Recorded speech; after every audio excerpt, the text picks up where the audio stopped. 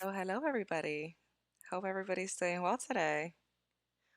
So, thank you, everybody, for joining and for sending in the questions. I did get a chance to look through some of them before I decided to start this chat. So, um, hopefully, everybody's having a great day.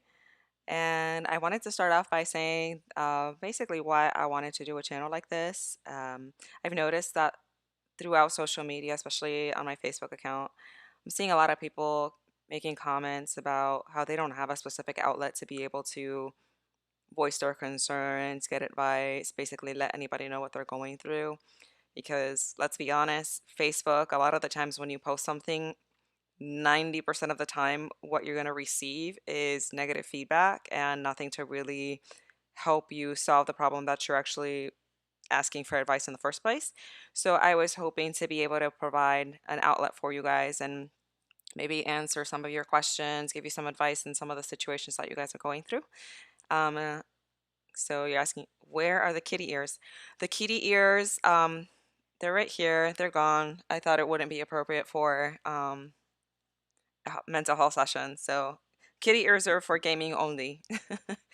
So yeah, just also wanted to say really quickly, I'm not a mental health professional.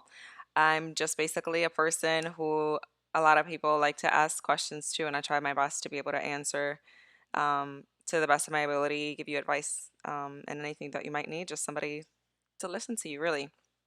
Um, another point that I wanted to actually touch on is that if you are feeling suicidal, if you're feeling that you might harm yourself or others, make sure to reach out for help on the National Suicide Line.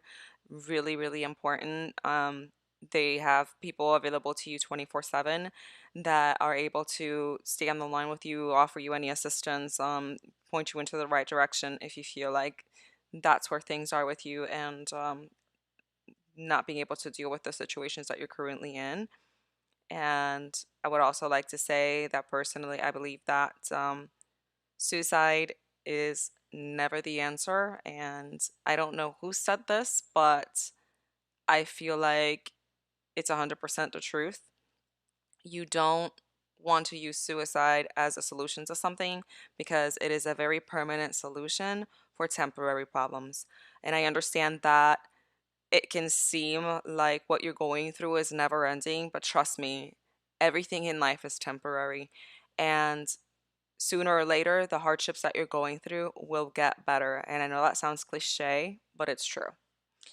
So let's go ahead and jump into it. If you guys have any questions, anything that you want to ask me, anything that you want to say, feel free to message me on the chat. If you feel uncomfortable saying it on a public chat, you can send me a private message and I'll go ahead and look at it and keep your name out of it because I know a lot of people are self conscious about asking questions on a public platform and having their name and their situation thrown out there or tied to them. So I'll be really conscious about not putting anybody's name on any of the questions that you guys are asking, okay? Unless, of course, it's requested. So let's start off with the first question. Most of these I actually received through Facebook. The first one reads, I'm in high school and hate doing online classes through Zoom, especially using a camera. My teacher told me that she would mark me like I wasn't in class if I didn't turn my camera on. I feel like she is forcing me to do something that I don't want to do, but I don't want my grades to go down because of it. What should I do? Okay, so you did mention that you are in high school, and I know that that can be a really difficult time to basically be going through hormones and emotional changes and all of that. The just brain development altogether is kind of all over the place. I know that. I went through that. And I know that having everything switch over to Zoom, it might not be the ideal situation. But you do have to understand that teachers, school staff, and everybody's trying to do the best they can to provide you with the best education possible, while at the same time keeping you and everybody else around you safe. I understand the feeling of not wanting to be in front of a camera. For the longest time growing up, it made me really uncomfortable to be in any pictures or being in camera in general. It just made me uncomfortable, especially to be able to see myself, on video. it was just not something that was for me. So I completely get that it makes you uncomfortable. But you also have to look at it in the standpoint of your teacher. Your teacher needs to make sure that you're present in class when she's taking attendance and not just basically somebody turning the camera on for 2 seconds, your teacher seeing your face for 2 seconds, and then saying, "Hey, I'm here," turning off the camera, and then not hearing from you for the rest of the class. Because let's be honest, I just recently did the same thing, had to go through online schooling for college, and we ended up having to do a whole lot of Zoom sessions, which was not what we had originally intended. I had registered for face-to-face classes. Unfortunately, COVID hit and everything was put on a standstill, and they had to switch to a online platform, which nobody was prepared for. Most teachers and even most students didn't even know how to operate Zoom. So it was really frustrating on both parts. So we tried to give leeway and be understanding of each other's troubles because it's hard for them and it's hard for us. But what was happening was that people were turning off their cameras and not participating in class or forgetting that they didn't turn off the camera, and you see them in the background either watching TV, playing video games, not even in the room. So the way that you need to think about it in the perspective of the teacher is she doesn't know if you're actually there. If you're turning off your camera, you could she may as well be talking to a wall. She doesn't know that. And as a teacher, she needs to make sure that you're actually present. It's part of her job. It's actually mandated by the state that she keeps actual roll call attendance. And perfect example would be if you decided to ask your teacher for a hall pass to go to the bathroom, and this is in person, and you leave and decide to never come back to the classroom. Would you think that it would be fair for that teacher to mark you as present if you went to the bathroom and never came back to class? No, you would be marked absent because you showed for 5 minutes and then didn't attend the rest of the class. So my advice to you would be to not be as self-conscious. Think about it in the same stance of when you go in classroom in person, you're looking at the teacher, everybody's looking at your face. So in reality, having a camera on you is not that much different than somebody witnessing you face to face and seeing your face when you're speaking to them in a classroom environment. So for me, what made it a little bit easier for me to be able to do those Zoom classes was to just make the whole screen the teacher's face to be able to talk to me, and just basically disable being able to see the students and everybody else on the side, because I found it distracting because a lot of the times I'm looking at what they're doing rather than what the teacher's saying and trying to teach. This isn't going to be the case when you go to college classes at the end of the day. College classes are going to be a little bit more different because they're not regulated by the state the same way as going to high school or other education is. So at the end of the day, college professors are not going to care whether or not you have a camera on. They're not going to care whether or not you're present because they're still getting paid. And if you fail the class, guess what? You're going to have to pay again to take it. And they're not as strict as far as to quote unquote babysit every student to make sure that they're doing what they're supposed to be doing. You still being a high school student, the teacher is responsible for your performance, and she's responsible for making sure that all of her students are present. So if it's an issue with your environment, for example, because you didn't really say, you just said it was that it makes you uncomfortable. There are virtual backgrounds that you can put on if it's that you don't like people seeing the environment that you're living in. Um, and 99.9% of the time you're going to be muted on the mic. So if it's that there's something in the background, family, kids, anything like that going on, it's not going to get picked up by the mic. So that shouldn't be a concern either. So I know it can be a little bit strange, but it's always an adjustment process. And keep in mind that things that make us uncomfortable are the things that make us grow.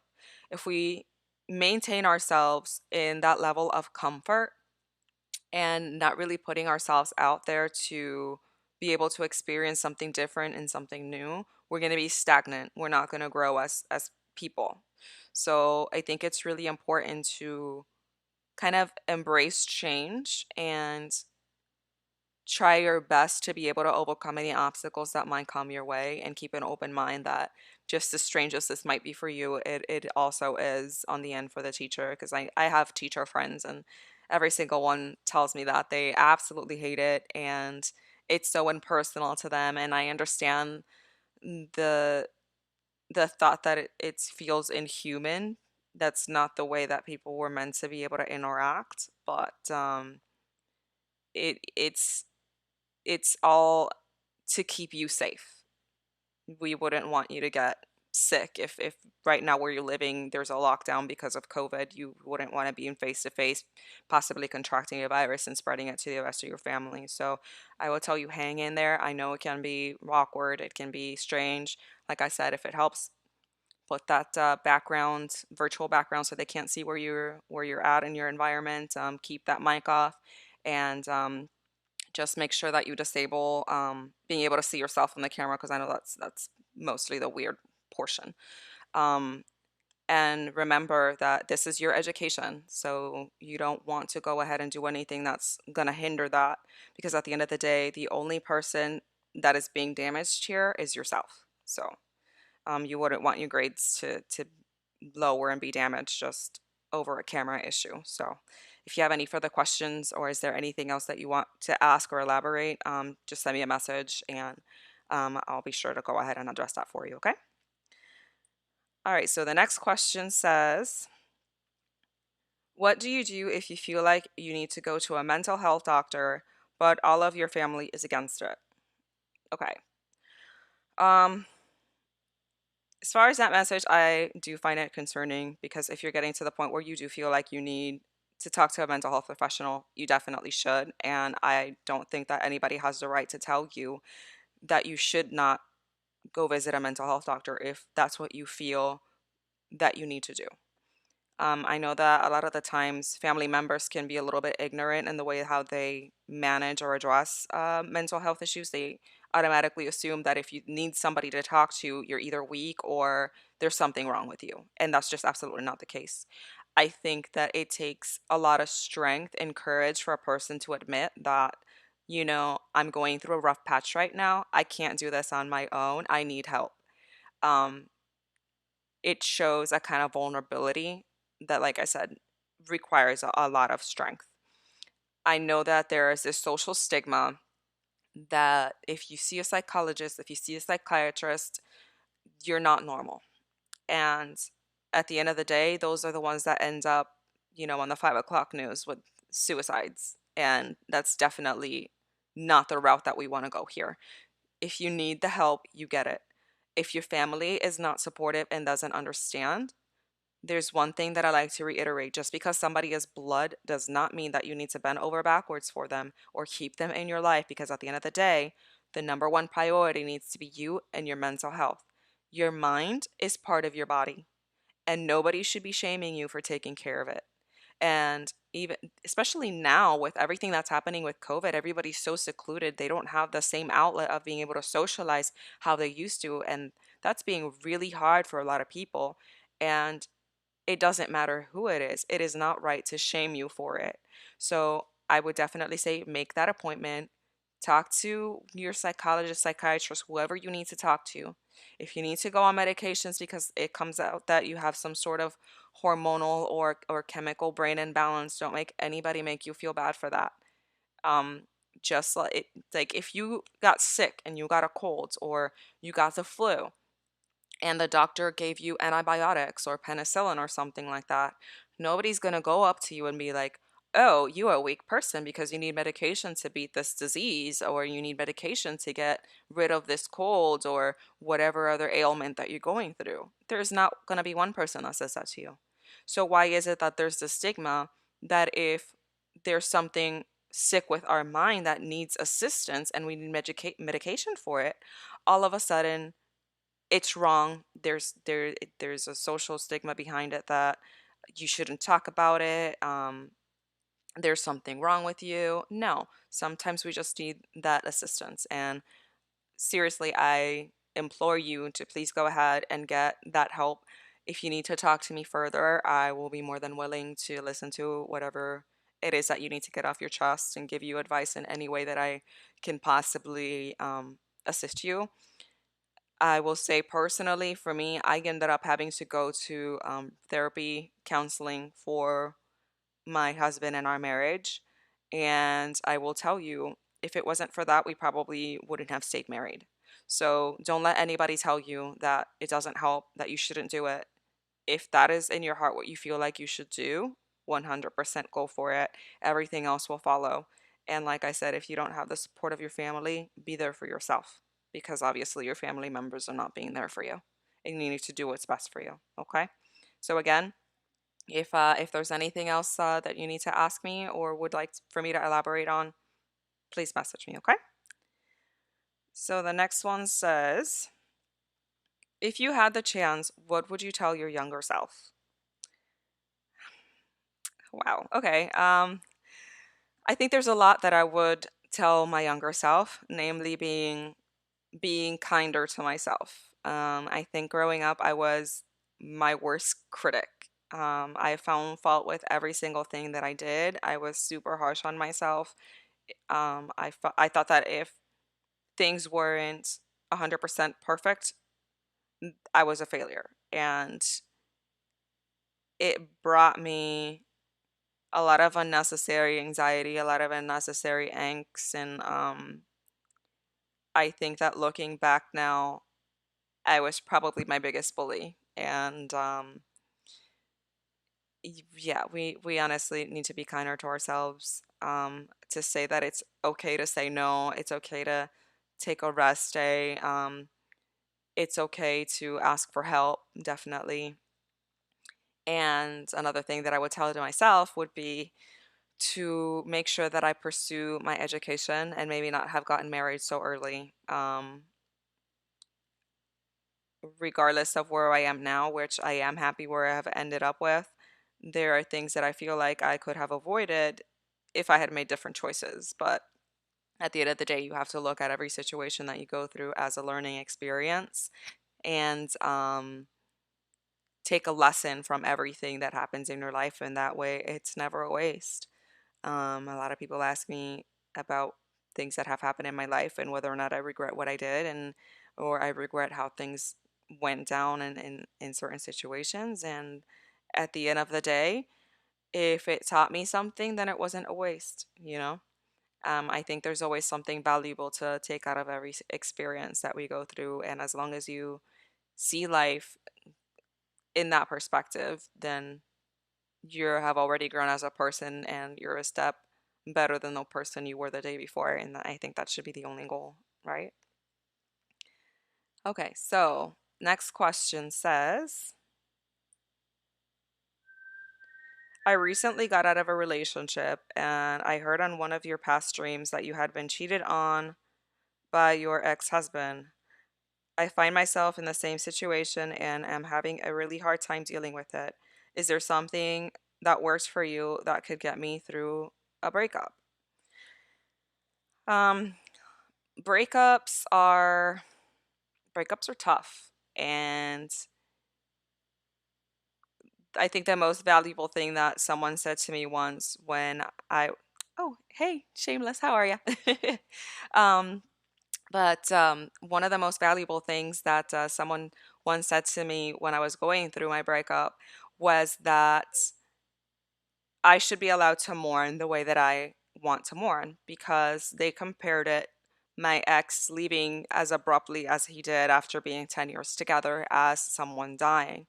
And I had never really thought about it that way before.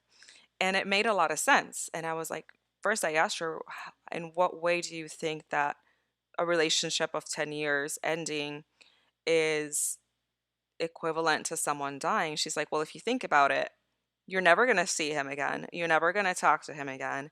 He completely uplifted and uprooted from your life, like the same way someone who passed away does. And there is no shame in grieving for somebody that was in your life since you were 16 years old and then all of a sudden just completely disappears. If somebody if your husband had died instead of leaving you, nobody would shame you for crying and being angry and going through all the roller coasters of emotions that you're going through. So why is it now that just because he left and you find yourself in that situation where you're completely alone and the life that you've known for 10 years is completely turned upside down, everything's completely different. Like, what do you do? And I think that was the first time that it kind of just clicked on my head, like, you know what? You're right. I don't think anybody should be shaming me and telling me that it's pathetic for me to cry over a guy that cheated on me. It's someone that I've known for 10 years. He was a friend, he was a partner, he was basically everything that I've known for so long, the father of my child. Why am I not allowed to say that I need time for myself and that I need time to grieve? And the thing that I can tell you is that it gets easier with time. I know that's probably not what you want to hear, but it does. For me, I personally had to remove myself from the environment that I was in. I lived in the same apartment and location with him for 7 years, and being in that environment, constantly reminded by myself of his things, in that environment, made it a lot harder for me to be able to move on. So that might not exactly be feasible for you to uproot and just leave, but I know that for me, just staying in that apartment was really hard because, for example, there were days where I would go grocery shopping and I'm knocking on the front door expecting him to open the door so that I can bring the groceries in, and then I'm standing there like, oh shit, I forgot he left. He's not here anymore. So um those were days that everything just kind of came back rushing in when I thought I was doing better. And somebody actually made another analogy about what pain is like.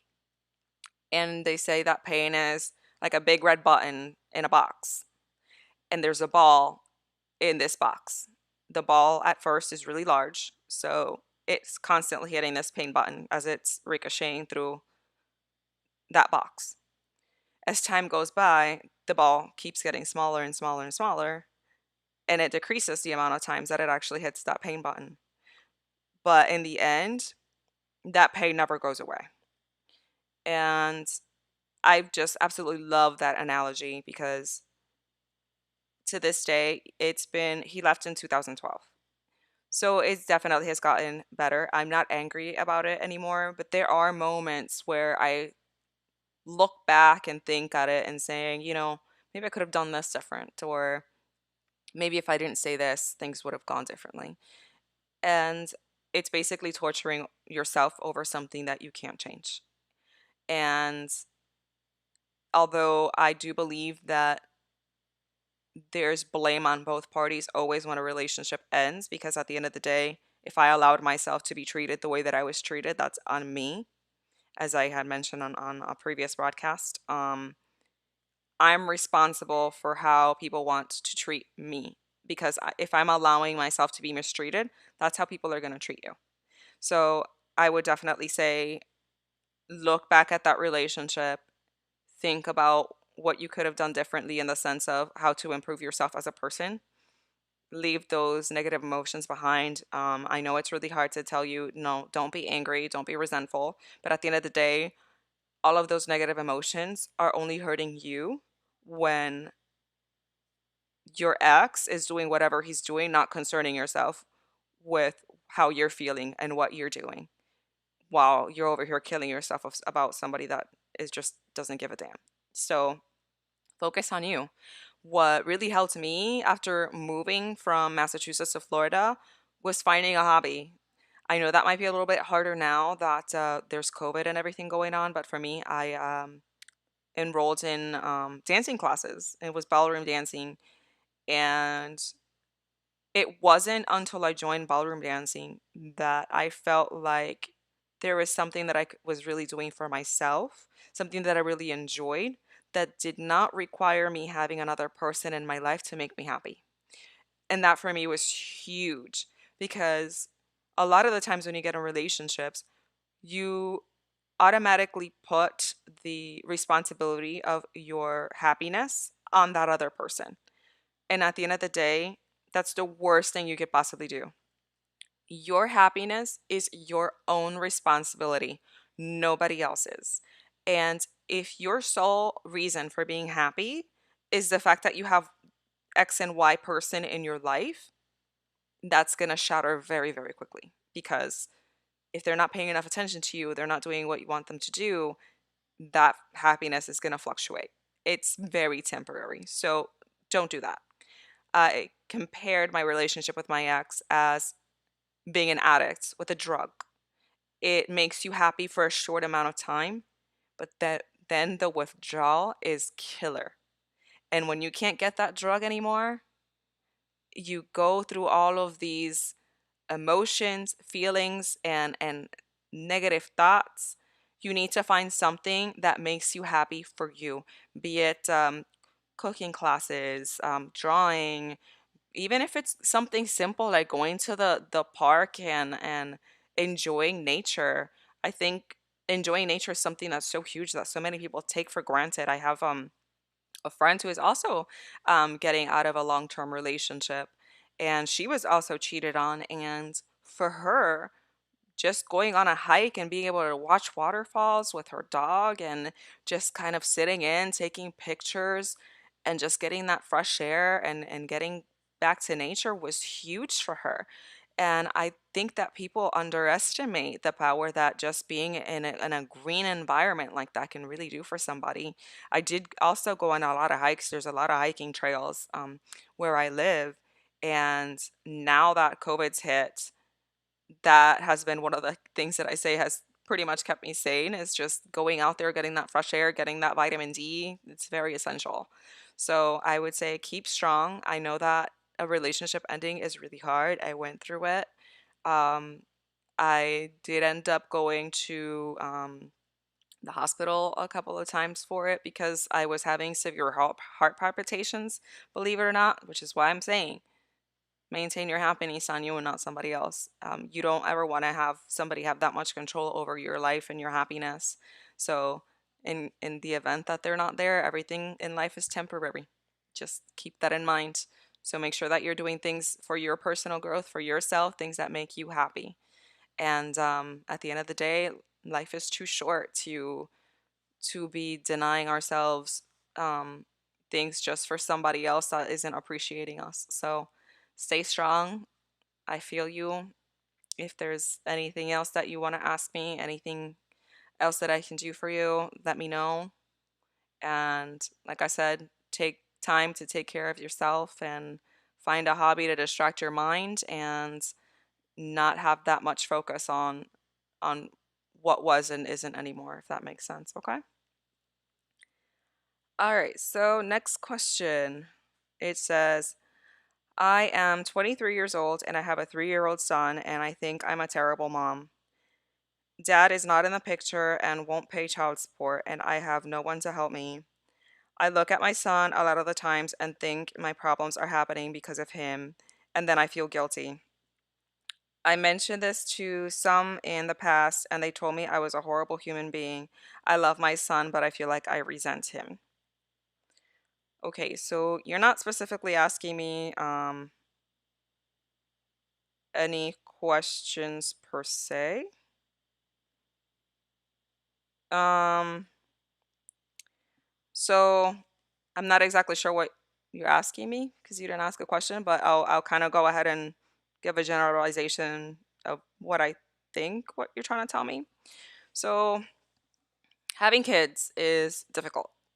Um, Anybody that tells you that having kids is a walk in a park is lying to you. The whole stigma or the whole how should I say this? Perception that having a kid is the most wonderful and amazing thing that can happen to you in your entire life. And if you ever think differently, you're a horrible human being is 100% completely wrong.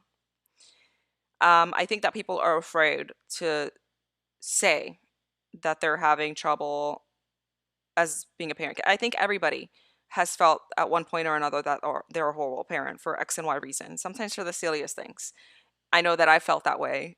I've known anybody that's comfortable enough to actually open up and tell me what they're really feeling that has children has told me the same exact thing. And it's just not something that's talked about in the open because, especially in social media, if you say anything negative about your children or how you're feeling about parenthood, they jump on you like locusts.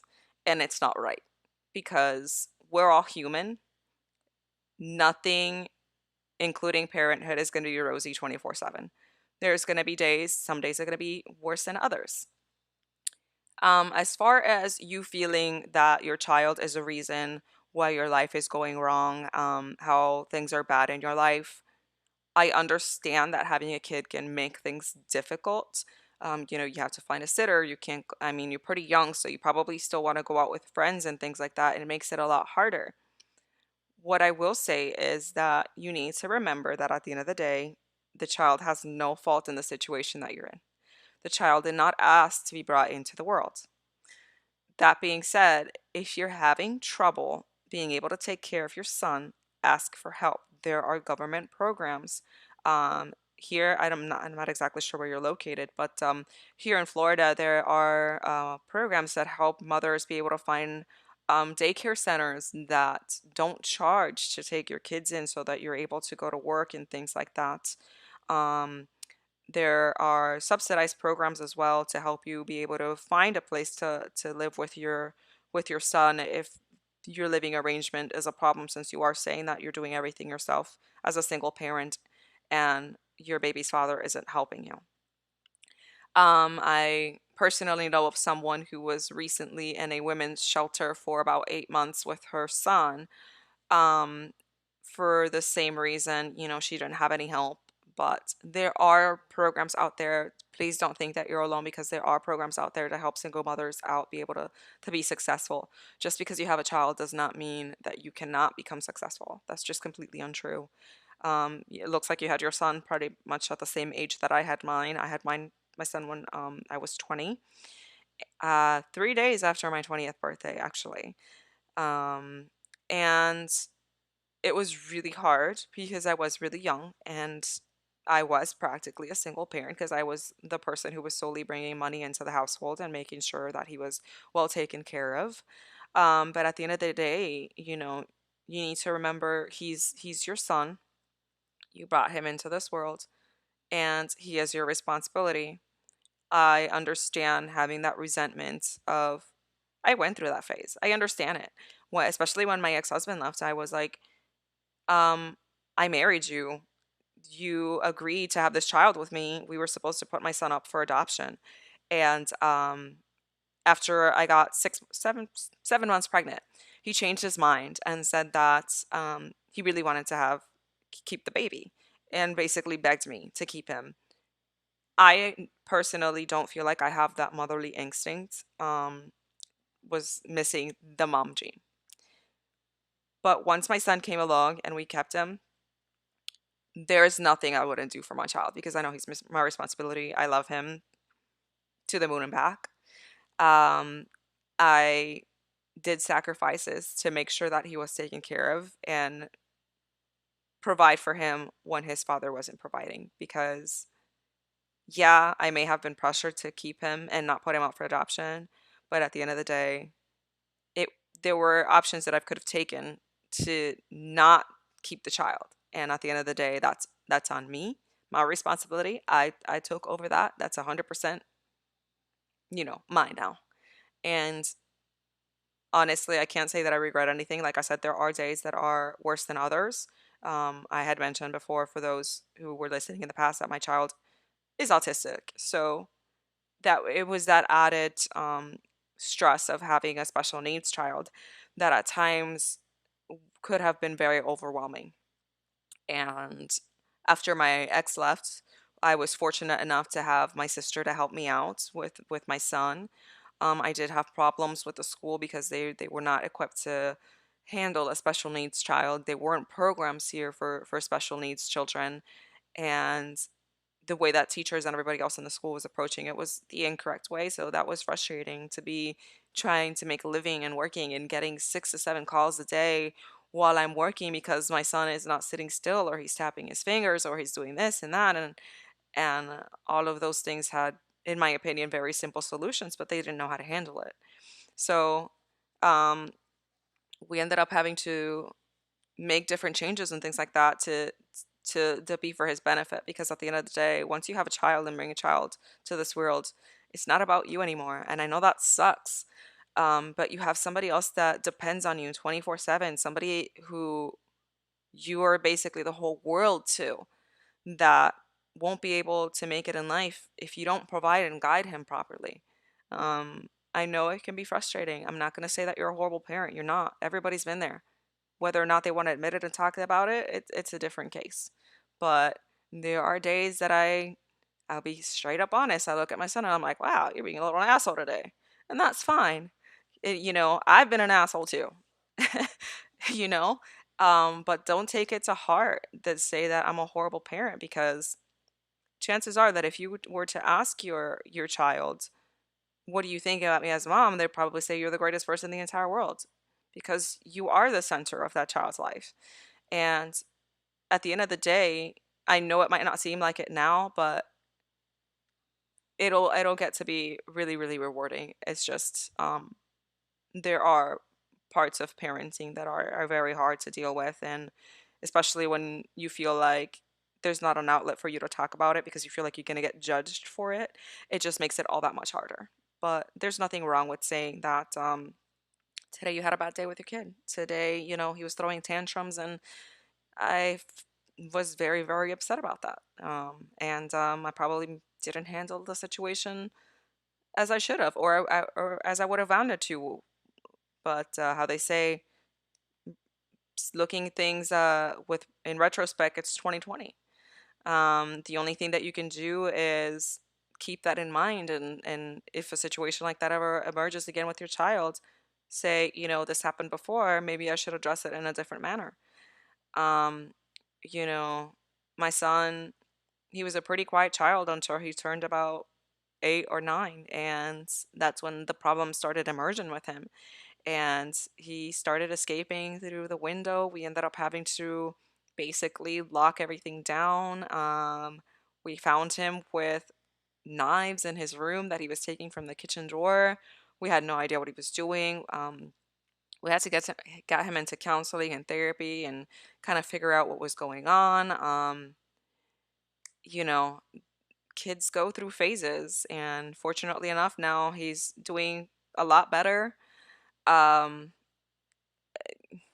it had to do with a change of environment. I had my mom, thankfully, to this time around to help me now that he was older.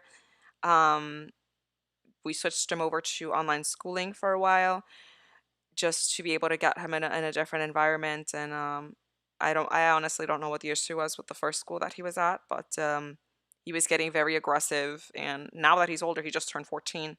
I asked him if there was anybody that did something to him, or if something had happened that made him act out that way. And he honestly says that he doesn't know. He's just said that he was just very angry, and there was really no reason for it. And that could be associated with just getting the spurs of testosterone and getting into puberty. Now that he's 14, and now that that's kind of calming down a little bit, he looks at it and just says, wow, I really did give you a hard time. I'm sorry. And it's one of those things that as long as you keep doing your best, your son's going to acknowledge that, because he knows that you're going to be the one person that he can depend on. And I think it's really important to try not to lose our temper and start yelling and throwing things and doing this or that, because that's not the best way to teach a child. And just like how you would react if you were treated that way and that you would shut down, um, it would be the same for the child. And don't get me wrong, I believe in corporal punishment, but there's a line between corporal punishment and abuse. And you never want to cross that line where you overdo it and it's abuse. Spanking somebody or a child once for doing something they're not supposed to, um, yeah, I'll admit, my son got his first spanking when he was 2 years old, because he threw a tantrum, ripped a cell phone charger off the wall, threw it at my face, and broke my lip. That's not okay. We don't hit mommy. So he got grounded for that. And that was the one and only tantrum he has ever thrown in his entire life. I never had an issue with him throwing himself in the ground and the grocery store doing all of that. So Um, but the thing is that it wasn't just a spanking, that was it. He was spanked, he was grounded, he had his time out. When he came out, I sat down and I was like, Mommy did this because you hit mommy. We don't do these things. You have to talk to them and show logic.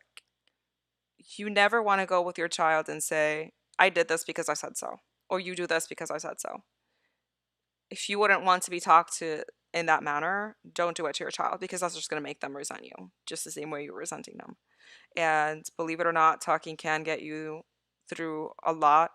And I know that sometimes you can think that your child's not listening to you, but I promise you that if you sit down with them and calmly explain why you're doing things, why you're saying things, why you're asking him to do X and Y, it might not seem like it, but they're listening. So I think that's really important. So just hang in there. Like I said, if you're having trouble as far as your living situation, make sure that you reach out for help. There's tons of government programs. I was in some of them myself, so I know that they can be a really really great help, especially for a single parent. So hang in there. If there's any other specific questions that you have for me, like I said, just make sure that you message me. Okay. All right. So I have one more question.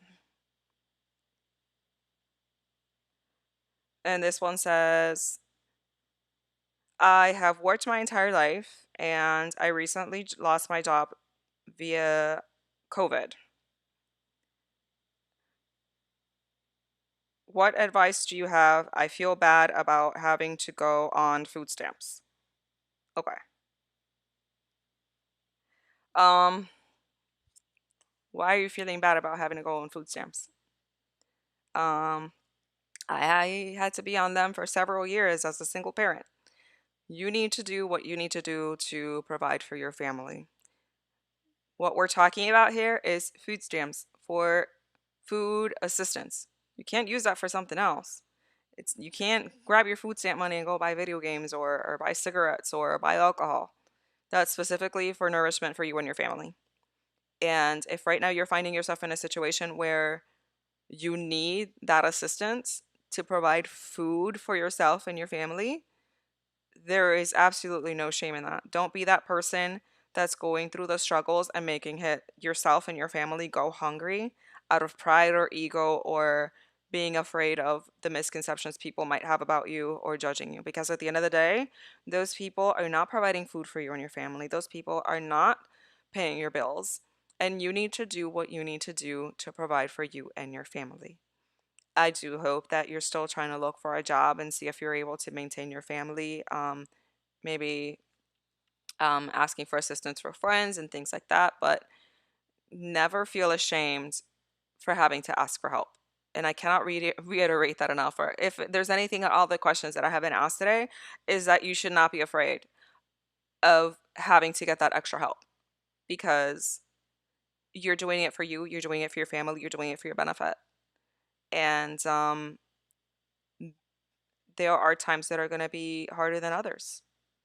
And nobody should be judging you for that because that person that's judging right now because they're doing really well and everything, oh my God, COVID has not affected me at all and I'm living in a mansion, just like that, they can lose everything and find themselves in the situation that you're now. And I guarantee you that they're not going to want to be judged by anybody for now having to ask assistance to get through the day. And the people that make jokes and judge and say this and that about somebody having to be in subsidized assistance or for living or in food stamps are the same exact people that have never had a day of hardship in their life financially that know what struggle it is like to know whether or not you'll be able to feed your children the next day. Because I guarantee you, if that's your first priority, you're not going to care what anybody says. So if you need that assistance, go right ahead and do it and don't care what anybody else says. And besides, that's not something that you need to be broadcasting to anybody. You know, you don't have to go around telling everybody on social media, all your friends, like, I'm on food stamps. That's something that is private. Nobody else needs to know. The only person that needs to know how you're doing in your income is your caseworker for your food stamps and your spouse. There's nobody else that needs to know how you're doing financially. That's not something that needs to be broadcasted everywhere. It's not a competition. So, like I said, um, don't be ashamed and do what you need to do. All right.